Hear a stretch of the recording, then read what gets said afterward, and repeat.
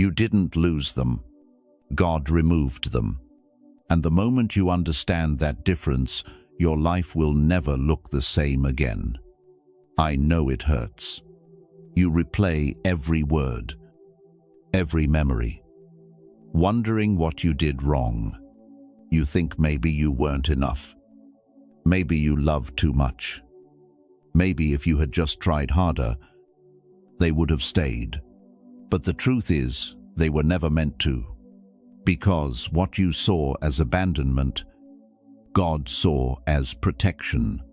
What you thought was rejection was actually redirection. He saw what you couldn't. He saw their intentions, their masks, their manipulation, long before you ever did. He saw how their presence was slowly draining your purpose, dimming your light, and breaking your spirit piece by piece. And when you refused to let go, He stepped in. That's not cruelty. That's mercy. Because sometimes God's love doesn't come as comfort, it comes as removal. And I know it doesn't feel holy when it happens. It feels like betrayal, like loss, like silence. But that silence is sacred. It's the sound of divine protection at work. It's God closing a door you kept kicking open. You begged Him to fix it. He chose to free you instead, because He knew you wouldn't. And yes, you're going to grieve. You're going to cry for people who were never crying for you. You're going to wonder why the ones you loved most were allowed to walk away so easily. But one day, when the fog clears, you'll see what He saw, that they were never your blessing. They were your burden. God doesn't take without reason. He removes to reveal. He ends to protect. He breaks to rebuild. And this pain you're feeling right now, it's not punishment. It's purification. Because before God can elevate you, He has to separate you. So stop calling it loss. Start calling it alignment. They didn't leave you. God delivered you. When life rips someone away from you, it doesn't feel divine. It feels cruel. It feels personal. It feels like God turned His back on you and left you to drown in the silence they left behind. You sit there asking why. Why would a loving God allow so much pain? Why would He take away the one person who meant everything? But maybe the pain isn't proof that He's punishing you. Maybe it's proof that He's preparing you. Pain isn't always the enemy. Sometimes, it's the only language heaven can use to get your attention. Because when everything's comfortable, you stop listening. You stop growing. You stop noticing how deeply you've been, depending on what was never meant to stay. The Stoics called it amor fati, love of fate, to love not just what's easy, but what's necessary, to look at loss and say, this too serves me. That doesn't mean it won't hurt. Pain is part of purification. It burns away attachment, illusion, and ego, everything that blinds you from truth. When God takes someone out of your life, He's not taking from you, He's clearing space for you. Space for peace, space for purpose, space for what's real. But at first, it won't feel like that. At first, it feels like a death. You'll wake up and reach for their name in your phone. You'll scroll through old messages like they're holy relics from a better time. You'll replay conversations in your mind, trying to find the moment it all broke. But the truth is, it didn't break. It expired. Because not every connection is meant to last forever.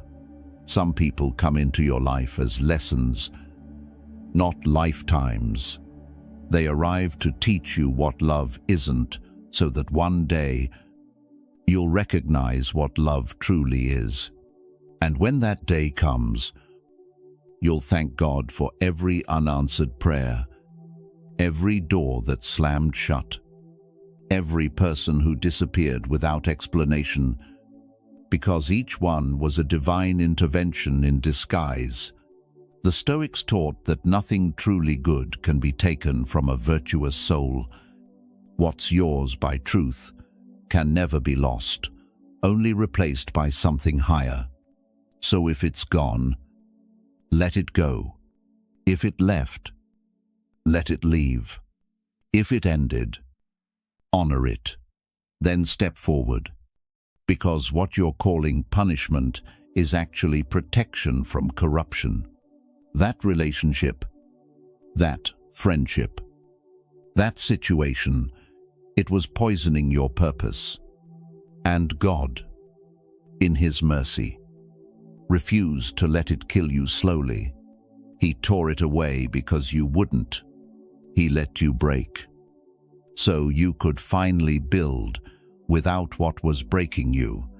He knew you'd never walk away on your own, so He walked them out for you. That's not cruelty. That's divine love, the kind that saves your soul, not your comfort. So stop seeing your pain as a sentence. Start seeing it as a surgery, the kind that cuts deep, bleeds heavy, and hurts like hell, but in the end, heals what would have killed you if it stayed inside. Because God doesn't destroy, He refines. And the very fire that feels like it's burning you alive is the same one that's burning away everything that isn't meant to go where you're headed. You didn't do anything wrong.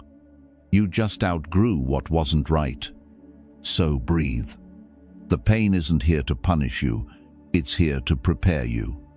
And one day soon, you'll look back on this moment and realize that what you called loss was the first sign that heaven was protecting you.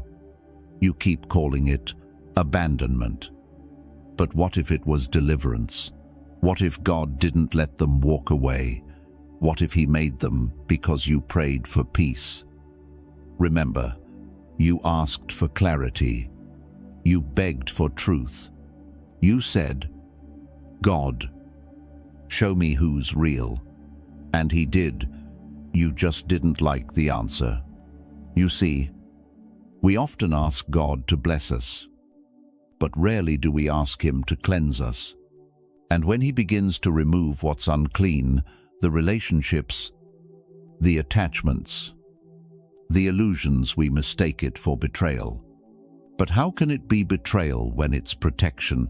They didn't leave because you weren't enough. They left because they had already taken everything they came for. Your love, your energy, your loyalty, all of it. They were never there to build with you. They were there to feed off you. And God saw it. He saw how you were dimming your own light just to make them comfortable in your glow. He saw how your empathy had turned into exhaustion, how you were trying to keep something alive that was already dead. You called it loyalty. He called it self-destruction. So He intervened. Because sometimes God's mercy comes in the form of separation. He will end what you're too afraid to walk away from. He will tear down what you keep trying to fix. He will allow people to betray you, not to break you, but to wake you. That's the truth behind their exit. It wasn't random. It was righteous. You see, God doesn't expose people to humiliate you. He exposes them to free you. He removes them because their season in your story has ended. And if He didn't close that door, you would have kept knocking, begging to be let back into your own pain. The Stoics taught that everything that happens for your good, if you can see it rightly. That means the betrayal, the silence, the goodbye. All of it is part of the divine order shaping you into who you were meant to be. Fate isn't cruel. It's corrective. It rearranges your life to match your purpose. Think about it. You prayed for peace. But peace can't coexist with poison. You asked for strength. But strength doesn't grow in comfort. You asked for truth. But truth always demands loss. So when they left, heaven wasn't punishing you, it was answering you. It just didn't come wrapped in the form you expected. Sometimes, the only way God can reveal who they are is by removing them, because as long as they stay, their presence blinds you to their nature. But when they're gone, the mask falls, and the truth stands. And that truth will hurt. It will cut deep, but it will also cleanse you. You didn't lose a soulmate. You lost a distraction. You didn't lose your destiny. You lost what was delaying it. God saw what you couldn't, and that's why they had to go.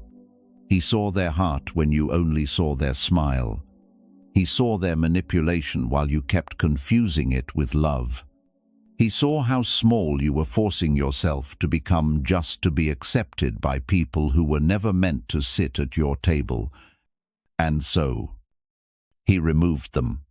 Not because you were weak, but because you were chosen. Chosen for clarity. Chosen for growth. Chosen for something sacred that could not coexist with their chaos. The truth behind their exit is this. It wasn't rejection, it was redirection. They left so your spirit could breathe again. They walked away so your purpose could finally walk in. You saw love. God saw manipulation. You saw loyalty. God saw convenience. You saw a future. God saw a trap. That's why he stepped in. Because sometimes the eyes of the flesh can't see what the eyes of the spirit already know. You were blinded by affection, by memory, by the comfort of familiarity, and he knew that if he didn't remove them, they would destroy the very peace you prayed for. He saw what you couldn't, the hidden motives, the secret resentment, the slow decay behind their smiles. He saw how every "I love you" came with a condition, how every promise had fine print, how their presence cost you your purpose. You thought they were a blessing. He saw they were a burden disguised as one. You wanted connection. They wanted control. And the cruel part, you wouldn't have believed it even if he told you. So, instead of explaining, he revealed. He didn't whisper the truth, he showed it. Through loss. Because sometimes God doesn't speak in words. He speaks in endings. He speaks in silence. He speaks in absence. You thought you were being abandoned, but really, you were being protected. You thought you were being forgotten, but really, you were being repositioned. You thought he was ignoring your prayers, but really, he was answering them in a language your heart didn't yet understand. That's divine vision, mercy disguised as heartbreak. The Stoics understood this kind of sight. They called it perception through reason, seeing things not as you wish they were, but as they truly are. Marcus Aurelius wrote, "You have power over your mind, not outside events. Realize this, and you will find strength." God saw your mind clouded by emotion, desperate for belonging, and he did what you couldn't. He severed the tie before it strangled your soul, because he loves you too much to let you settle for survival. He saw that their energy was dimming your light, that you were slowly becoming smaller to fit inside their insecurities, that you were giving everything, hoping they'd give something back, but they never would. He saw you crying to him for peace at night, then waking up and walking right back into the chaos you prayed to escape. So he did the only thing left to do. He removed them. And yes, it felt violent, because divine surgery always does. He had to break your heart to save your soul. He had to take away what you wanted to give you, what you needed. That's not rejection. That's refinement. When God saw what you couldn't, he didn't ask for your permission. He acted out of protection. Because when your heart is too loyal to let go, he will use loss as the teacher. He will use silence as the surgeon. He will use distance as deliverance. So don't curse the distance. Don't question the separation. Don't mourn what was never meant for your elevation. He saw it all, the manipulation, the deceit, the energy that didn't match yours. And he said, "No more. Not because you're unworthy, but because you're chosen. Chosen to see what he saw. Chosen to grow past what once held you back. Chosen to finally walk free." So the next time you wonder why he removed them, remember this: he didn't take them to hurt you. He took them to heal you. Because what you couldn't see was killing you, and what he saw was saving you. Detachment isn't the absence of love. It's the presence of clarity. It's when your faith becomes mature enough to say, "If it costs my peace, it's no longer from God." The moment you let go of what's hurting you, you make space for what's meant to heal you.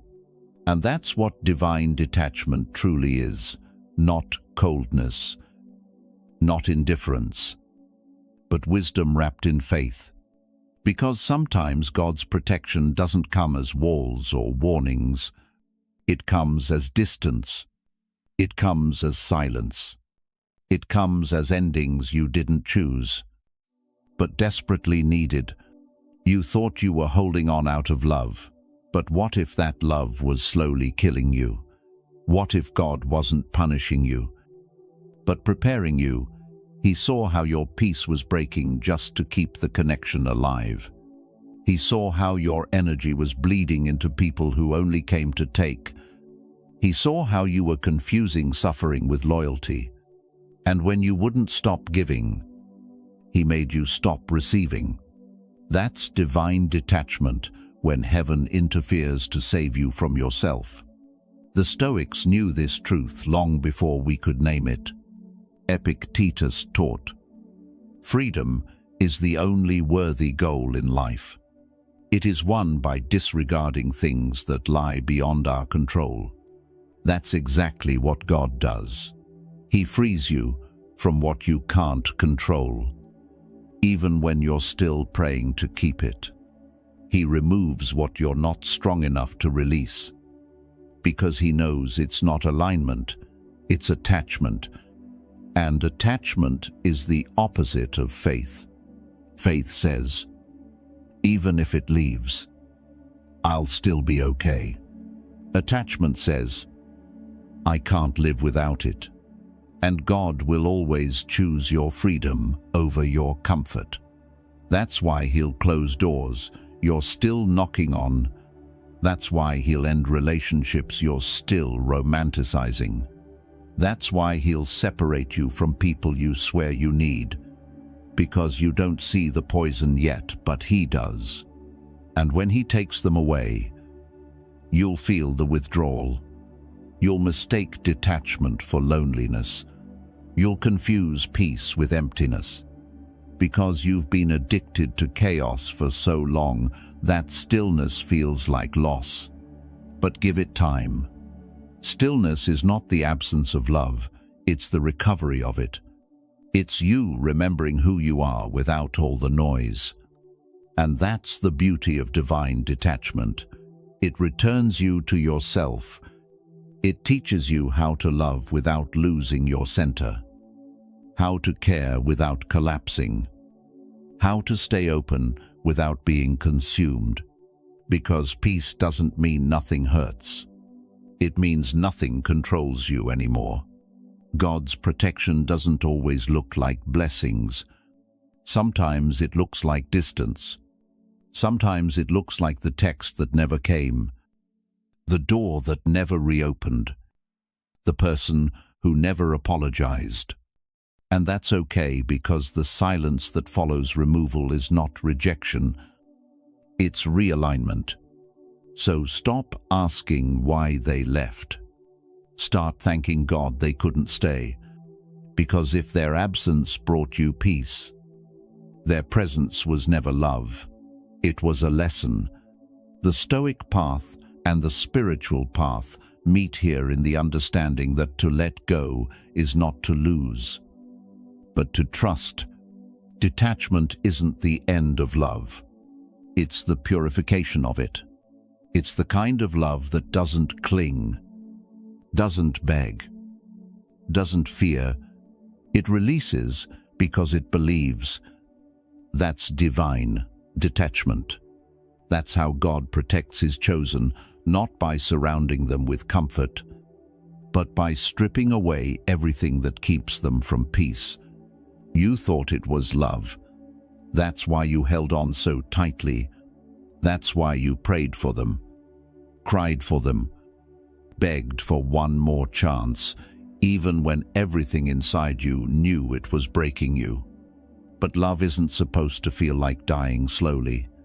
It's not supposed to drain your joy, silence your soul, or make you question your worth. That wasn't love, that was poison. And God saw it long before you did. You called it loyalty. He called it self-destruction. You called it connection. He called it control. You called it soulmates. He called it spiritual suffocation. They didn't love you, they used you. They fed on your kindness, mistook your patience for weakness, and called your silence submission. They never saw your value, only your vulnerability. They weren't your mirror, they were your mask. And every time you tried to walk away, they found a way to pull you back, not because they cared, but because your light filled the emptiness they refused to face within themselves. That's not love. That's dependency disguised as devotion. Love, as God designed it, should lift you, not cage you. It should water your soul, not drain it dry. It should teach you peace, not make you beg for it. But you forgot that. You confused being needed with being valued. You confused being chosen with being chained.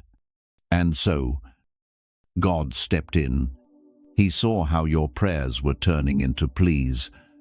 He saw how you were worshipping people who only wanted to be served, not seen. He saw how you mistook their inconsistency for passion and their cruelty for misunderstanding. So he tore it apart, not to punish you, but to purify you. He ended what you kept calling love, because he knew it was killing the very love he planted inside you, the love meant for yourself, for your purpose, for the future he's building with you. The Stoics said, "We suffer more in imagination than in reality." You were living in a fantasy, clinging to an image of who they could be, not who they were. You fell in love with potential, not truth. And God knew that truth was the only medicine strong enough to save you. That's why He let it collapse. That's why He let you see their real face cold, selfish, indifferent. Because He wanted you to wake up. He wanted you to realize that love isn't supposed to hurt this much. That love without respect is manipulation. And love without peace is bondage. You thought He took your happiness, but what He really did was remove your poison. And yes, withdrawal hurts. Letting go of toxic love feels like losing air, but it's not suffocation. It's detox. It's your soul learning to breathe without dependency. God saw how much you gave to people who only took. He saw you bleeding for those who wouldn't even stay to help you heal. So, He stopped it. He stopped them. And now, here you are confused, broken, but free. It doesn't feel like freedom yet, because you still crave what hurt you. That's how strong the poison was. But in time, the craving fades. The fog clears. The heart begins to see clearly again. One day, you'll look back and realize what you called love was really a lesson in disguise. It showed you how to guard your peace, how to value your energy, how to discern what's real. And you'll finally thank God for the heartbreak that saved you, because it wasn't rejection. It was redemption. It wasn't punishment. It was protection. He didn't destroy your heart. He detoxed it. He removed what you thought you needed, so you could remember what you actually deserve. That's the truth. What you lost was never love. It was the poison you kept drinking, until God finally knocked the cup from your hands. Every loss carries a message, but most people never hear it because they're too busy mourning what was taken to understand what was taught. You've spent nights replaying every moment, wondering what you could have done differently. You've questioned your worth, your timing, even your faith. But what if this wasn't about what you lost? What if it was about what you were meant to learn? You see, God doesn't waste pain. Every heartbreak, every betrayal, every unanswered prayer, they all carry divine instruction. He teaches through removal, through silence, through endings that hurt more than words can describe.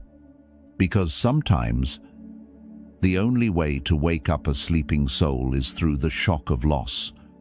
The Stoics understood this perfectly. Seneca once wrote, "A gem cannot be polished without friction, nor a man perfected without trials." Loss is friction. It grinds away what's false, what's fragile, what's built on illusion, until all that remains is truth. The truth about who you are, the truth about what you deserve, the truth about what you've been tolerating for far too long. That's the hidden lesson. What left was never meant to stay. And what stayed too long was blocking your growth. You were praying for strength, so God gave you struggle. You were praying for wisdom, so He gave you loss. You were praying for clarity, so He removed confusion in the form of people, because clarity often comes through absence, when the noise fades, when the faces disappear. When the conversations end, you finally hear the voice that matters, your own. You keep calling it loneliness. But what if it's not loneliness at all?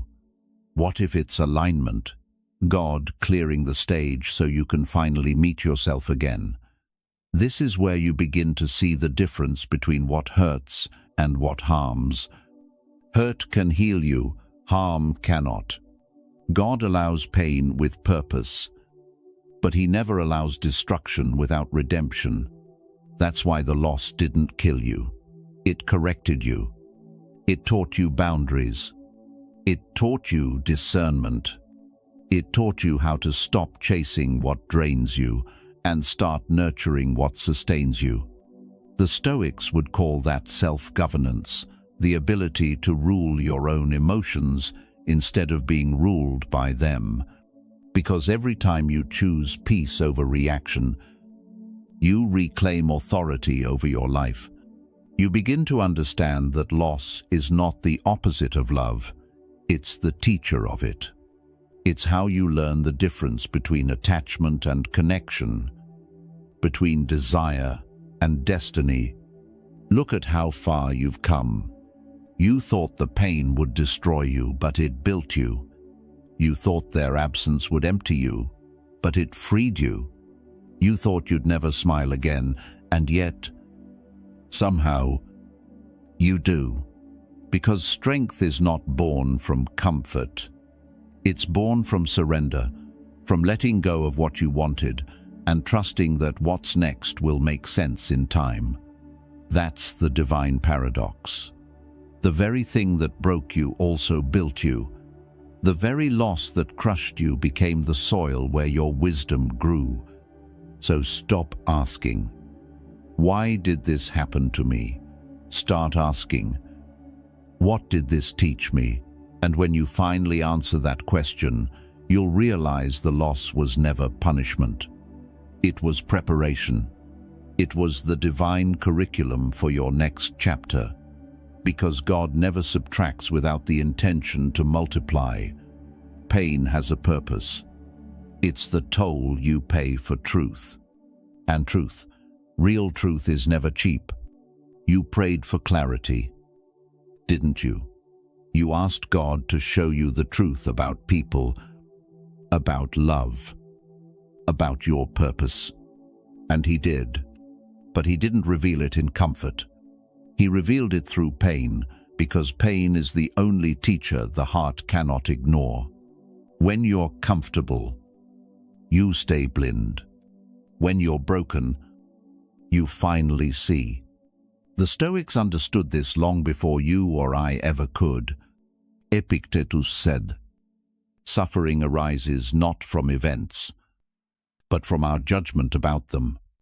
In other words, pain itself doesn't destroy you, your resistance to it does. And that's why God allows the breaking, not to ruin you, but to reveal you, to strip away illusions you kept worshipping, to make you see clearly what your heart refused to admit. You see, clarity costs comfort, and that's the part nobody tells you. You can't see the truth about someone and still keep your fantasy. You can't grow in wisdom and still cling to your blindness. You can't walk into peace while holding on to poison. God knew that, so He let the pain in, not to punish you, but to wake you up. He watched you keep loving people who drained you. He watched you pray for signs while ignoring the ones He already sent. He watched you defend people who kept wounding you, thinking love meant enduring misery. And when you wouldn't let go, He allowed the pain to teach you what peace could not. That's divine discipline, not punishment, but purification, because nothing refines the soul like fire. Nothing clarifies the heart like heartbreak. Pain has a strange way of sharpening your vision. It burns away delusion. It forces you to see people as they are, not as you imagine them to be. And it humbles you to realize that what you thought was love might have just been attachment, that what you called loyalty might have been fear of being alone. It hurts. Oh, it hurts deeply, but it's honest. And honesty is what sets you free. The Stoics taught that we must love fate, not because it's easy, but because it's necessary. That's amor fati, the acceptance of everything life gives, even the pain, especially the pain because within it lies transformation. So, when God allows you to feel the sting of loss, it's not cruelty, it's calibration. He's aligning you with truth. He's teaching you to stop reaching for what cuts you. He's teaching you to recognize peace by contrast, because you can't appreciate the light until you've lived through the dark. You see, pain is like divine surgery. It cuts what you can't see, removes what you'd never let go of on your own. And while it hurts in the moment, one day you'll look back and realize it didn't kill you, it cleansed you. It didn't end you, it initiated you. It turned you from someone who needed others to feel whole into someone who can stand alone, calm, wise, complete. That's the price of clarity, and it's worth every tear. Because clarity gives you freedom, freedom from false love, false peace, false belonging, freedom to walk in truth, even when it's lonely. So when your heart aches, when the nights feel heavy, when you wonder why God allowed it to hurt this much, remember this: He's not breaking you. He's unblinding you. Pain isn't the enemy. It's the passage. And the only way to reach wisdom is to walk through it. You thought you were alone. You thought when they walked away, God walked away too.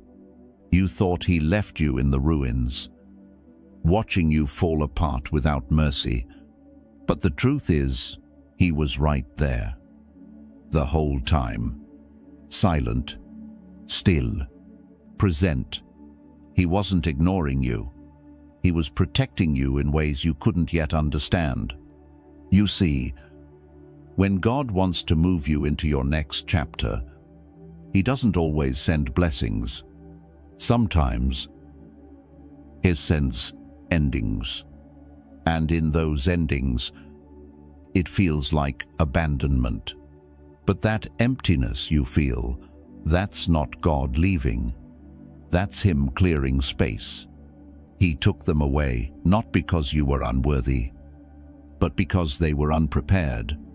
They couldn't walk with you where you're going. They couldn't carry the weight of your purpose.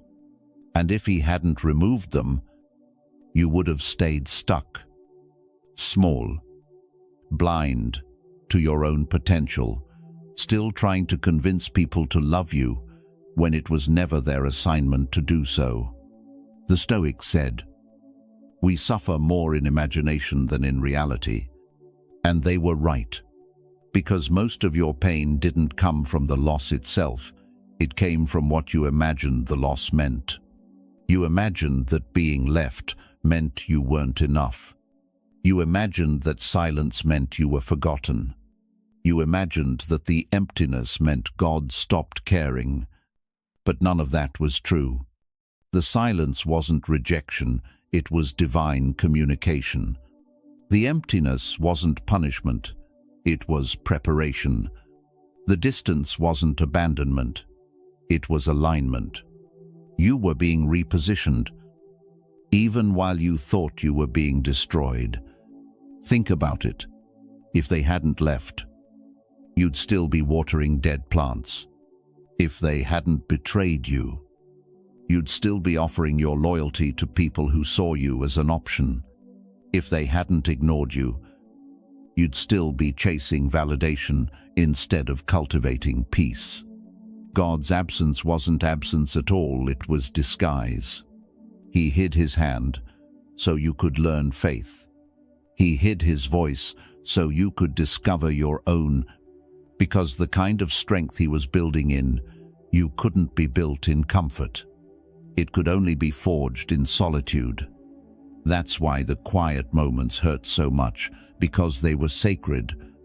They weren't empty, they were holy ground. That's where you learned to stand on your own. That's where you learned to pray. Not for people, but for peace. That's where you learned that the only approval you ever needed was His. The Stoic in you calls it self-reliance. The believer in you calls it faith. But they're the same thing, trusting what you cannot see. And knowing that even when everything falls apart, you are still being guided. You were never abandoned. You were protected. You were being hidden from people who couldn't value your heart, shielded from paths that would have destroyed your spirit. You thought you were being buried, but God was planting you. He was letting the silence teach you discipline. He was letting the isolation grow your wisdom. He was letting the pain shape your purpose. And now, as you start to rise, you'll realize that every unanswered prayer was God's way of saying, "Trust me, not them." So stop calling it loneliness. Start calling it preparation. You weren't left behind. You were set apart. Everything starts inside. The healing, the peace, the strength you're looking for, it's not out there. It's been inside you this whole time, waiting for the silence to bring it to the surface. You've spent so long trying to rebuild your life around people, around what you lost, around the image of who you used to be. But you can't rebuild on ashes. You have to build on truth. And the truth is this: what left you didn't destroy you, it exposed you. It showed you the cracks in your foundation, the places where you depended too much on others, where your worth was tied to their validation. That's where the rebuilding begins, in the places where you once broke. The Stoics taught that we must build our inner citadel, a fortress of calm, reason, and strength that no chaos can penetrate. Marcus Aurelius said, "You have power over your mind, not outside events. Realize this, and you will find strength. This is that moment for you. This is where you stop trying to control what's gone and start mastering what remains: your thoughts, your discipline, your peace. Because the person you're becoming isn't born in comfort. They're forged in the fire. You've been through the storm. You've seen what betrayal feels like, what absence feels like, what silence feels like, and yet you're still here. That means you're already stronger than you realize. You're proof that loss cannot kill what was built by faith. Now it's time to build differently. This time, you build slowly, with boundaries, not desperation, with peace, not people-pleasing, with self-worth, not self-sacrifice. You stop explaining yourself to those who never listened. You stop seeking closure from those who never gave clarity. You stop chasing love in places that only offered control. Instead, you turn inward. You build your inner world so solid that nothing external can shake it. Because when your peace no longer depends on their presence, that's freedom. When your worth no longer depends on their validation, that's mastery. And when your happiness no longer depends on what you have, but on who you've become, that's spiritual evolution. God didn't remove them to leave you empty. He removed them to make room for your foundation. You are not rebuilding to become who you were before, you're rebuilding to become who you were always meant to be. You'll start to notice it soon, how solitude no longer feels heavy, how silence starts to feel sacred, how peace becomes your default instead of chaos. That's when you'll know you've rebuilt correctly, when your inner world becomes untouchable. And here's the divine paradox: you'll stop needing what you once thought you couldn't live without. You'll stop missing the noise and start cherishing the quiet. You'll stop seeking closure because you'll realize you were the closure all along. This is what God wanted to show you, that everything you were searching for in them was always waiting for you, in you. So rebuild. Not from memory, but from meaning. Not from fear, but from faith. Because once you master the inner world, the outer world rearranges itself to match your peace. That's the Stoic way. That's divine alignment. And that's how true rebuilding begins, not in the world around you, but in the soul within you. You survived the fire. You walked through the betrayal, the loss, the silence, and you made it out. Maybe not untouched, but unbroken. The scars you carry aren't signs of weakness. They're proof that you were chosen to endure what would have destroyed others. Because while they were busy playing games, you were learning lessons. While they were chasing attention, you were building resilience.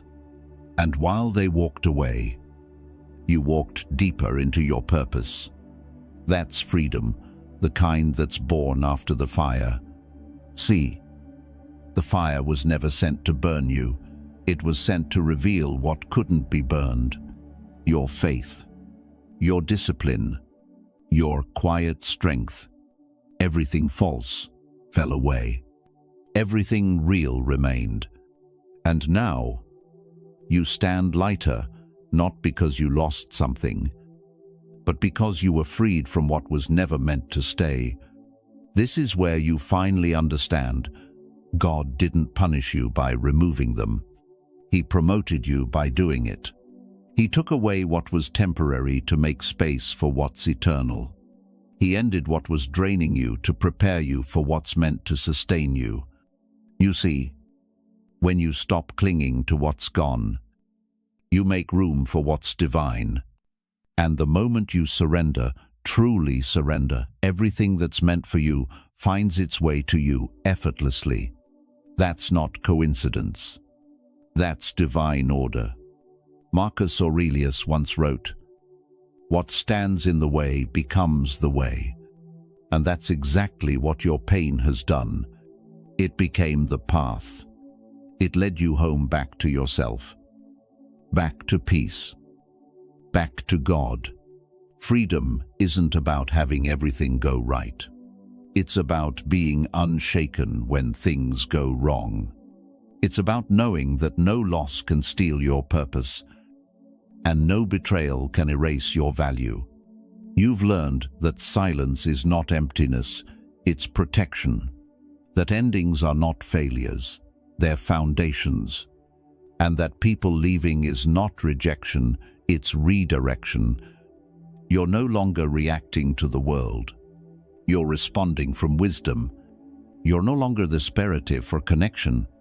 You're content in solitude. That's what spiritual maturity feels like: peace that doesn't need proof. And when those same people who left you start watching you rise, don't seek revenge. Don't gloat. Just smile quietly. Because your growth is the only answer they'll ever need. Your peace is the karma they can't escape. And your silence, your calm, radiant silence, is the echo of divine justice at work. You don't owe anyone an explanation. You don't need to prove your worth. You already did by surviving. They thought walking away would break you. Instead, it awakened you. They thought you'd collapse. Instead, you rebuilt. And now, The same fire that once consumed you is the light that guides you. So when you look back, don't curse the fire. Thank it. It showed you what's real. It purified what's fake. And it introduced you to someone extraordinary yourself. Because the truth is, you never really lost anything. You just shed what wasn't aligned. And now, you are free, not in the way the world defines freedom, but in the way the soul understands it. Freedom from attachment, freedom from illusion, freedom from needing what was never meant for you. This is your peace. This is your power. This is your divine reward, freedom after the fire. So now you understand what felt like loss was protection, what looked like rejection was redirection, and what broke you was never meant to destroy you. It was meant to awaken you. God saw what you couldn't. He saw the hands that pretended to hold you but were quietly hurting you. He saw the words that sounded sweet but carried poison. He saw the love that looked loyal but was built on lies. So he stepped in. He took what you couldn't let go of because he knew it would one day take you down with it. And yes, it hurt. It broke you wide open. But that breaking, that silence, that emptiness became the birthplace of your strength. Now you stand taller, calmer, wiser. You no longer beg for peace, you are peace. You no longer chase love, you embody love. And you no longer ask for clarity, you live in it. Because what they took was temporary. What God gave you in return is eternal. So stop replaying the past. It already served its purpose. You're walking into something new now, a chapter that doesn't require your pain to prove your power. You've done your healing. Now it's time to live it. This calm, grounded, unshakable version of you is the one God was trying to reveal all along. You didn't lose them. You found yourself, and that's the real miracle. If this message spoke to you, don't scroll away in silence. Take a deep breath and remind yourself, God didn't take them to hurt me. He took them to heal me. Drop a "I trust his plan" in the comments if you're finally ready to stop questioning the loss and start walking in faith. And if you're walking this path of quiet strength and divine alignment, subscribe to Think Stoic 101, where we turn pain into wisdom, silence into strength, and heartbreak into purpose. Because remember, God doesn't remove to break you. He removes to rebuild you. And your story is just beginning.